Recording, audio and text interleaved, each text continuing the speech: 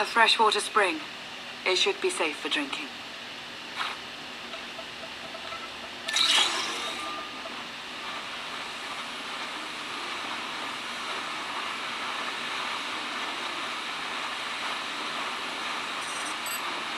So the Eternal Fleet overwhelmed both the Republic and the Empire. What was the result? Both sides are forced to pay a heavy tribute to Zakul, mainly raw materials and resources.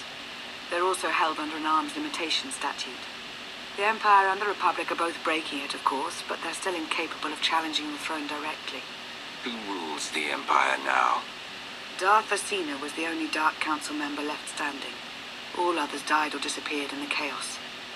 Without opposition, she declared herself Empress of the Sith. And the Republic? Suresh remains in power, though she no longer holds the title of Chancellor. The Republic has limits to their ruler's terms, but her replacement is a mere puppet. Both sides see this only as an opportunity to eliminate one another at a time of weakness, instead of combining what strength they have.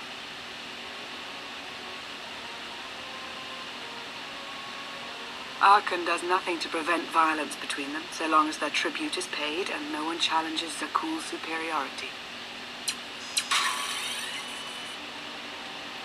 I'm surprised Arkan didn't try to destroy both governments. He obviously had the firepower. I don't think Arkan feels any desire to actually govern our portion of the galaxy. For now, he sees it as a backwater, useful only for resources. Powerful Zakulan battle stations have been placed in orbit around key worlds to watch for possible uprisings. But there are no ongoing planetary occupations. The ships of the Eternal Fleet simply patrol at random, while the tribute paid to Zakul gradually chokes all economic potential. What about my team? My ship? I have allies looking for them as we speak. With all of the chaos of the last few years, though, it will take time to find them all. For now, we make do with ourselves, Koth, and HK. You obviously put a lot of thought into getting me out. Did you think about what would come after? Of course, though I admittedly didn't plan on being stranded in this swamp. For now, let's take things one step at a time. So why me?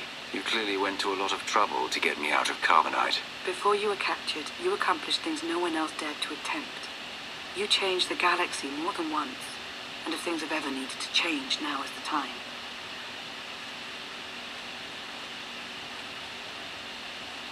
But there is something else. I felt it since the moment I found you in Carbonite. There's a power in you. Something new. It's elusive, but I know it's there. I think you're right, Lana. I think the Emperor, Valkorian, is in my mind. What? After he died, there was a storm of energy. I barely even remember being thrown into the carbon freezing chamber.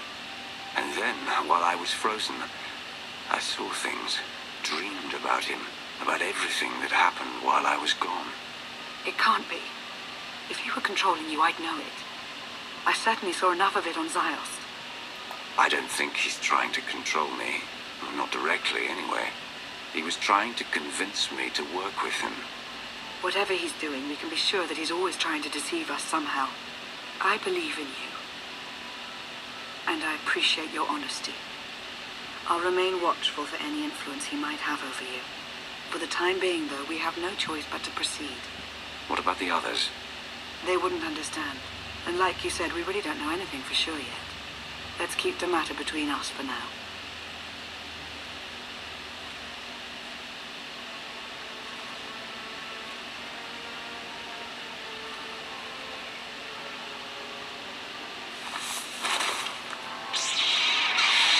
Salutation.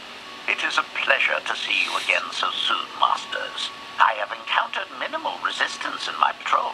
How minimal? Reassurance. Only one Sky Trooper and 3 local predators with poor survival instincts. Our position appears to be secure at this time, but I would still advise caution on your return trip, Masters. Keep up the good work, HK. Appreciation. It will be my pleasure to do so, Master.